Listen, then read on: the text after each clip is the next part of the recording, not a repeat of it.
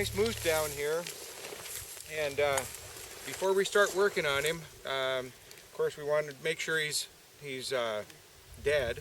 So we walked up and poked him in the rear with the rifle barrel to see if we got a reaction.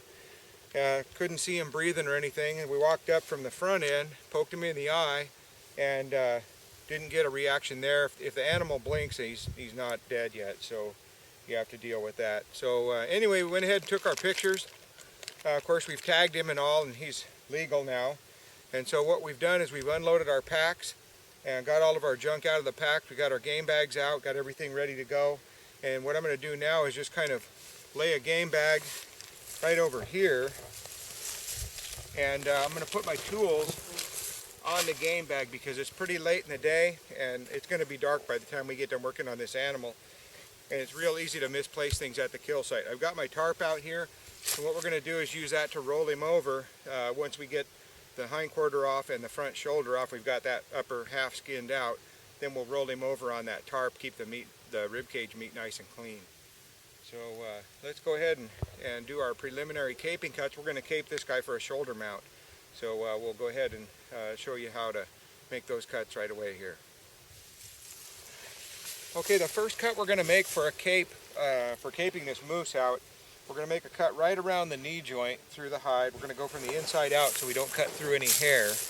And then we're going to run right up the back of the leg, through the armpit, back to the mid-body, and we'll have a cut all the way around the body as well. And then we'll just start peeling the hide off this guy. So we'll start right here. And I'm using one of those Havilon knives. Get in here where I can get a hold of it.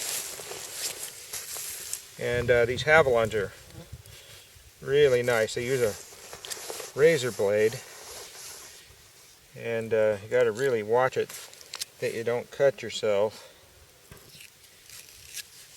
You see what we're doing? We're slipping the knife blade under the hide and then just leveraging like that to cut it. I'm going to go all the way around this knee joint here.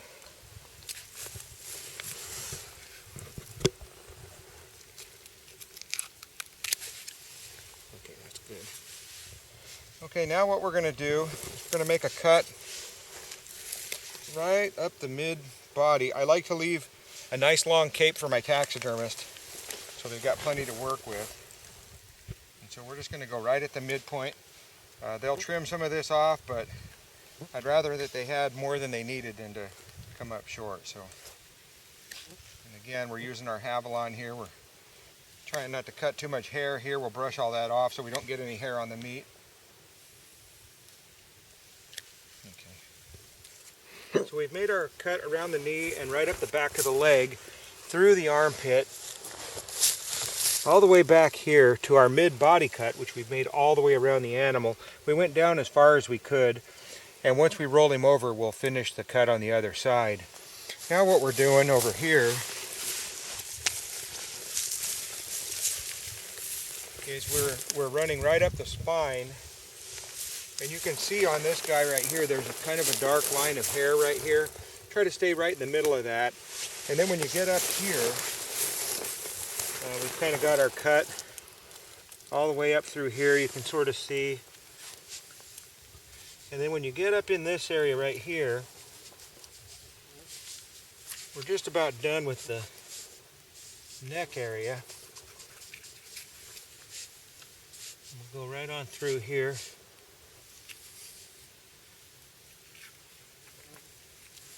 Right up to the top of his skull area.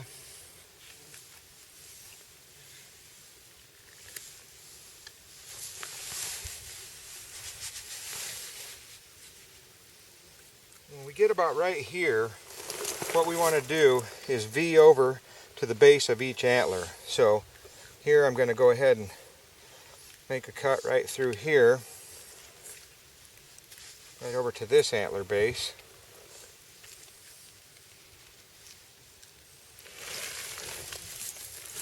Right in that area there.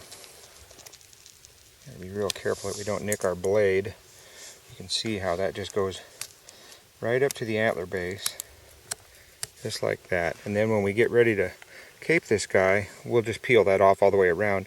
You can see there's still some hair right in here, so that means we haven't got all the way through the hide.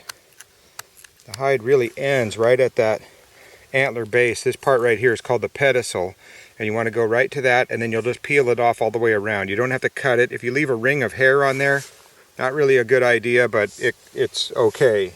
But it's better if you just sort of pry it off of there. Now we're going to come back to where we V'd over, right about here. I'm going to go over to that other one.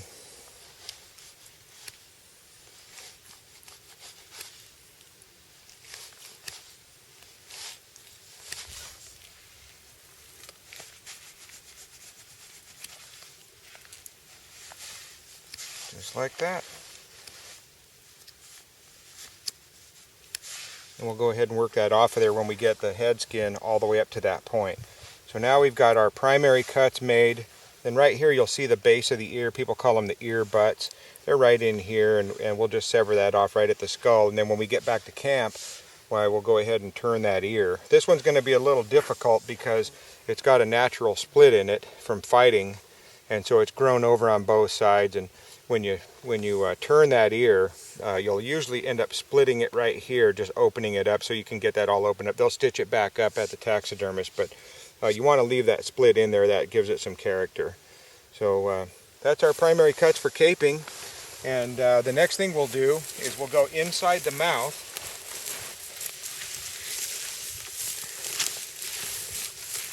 Turn his head up. We can save it for later, but once we get the head removed from the animal, then I'll just drag it off to the side and we'll cape out the head. But what you'll do at that point, you'll reach inside the mouth and you'll sever the hide all the way at the gum line, all the way around the animal's mouth, and then you'll turn the head skin inside out. But we'll do that in a little bit.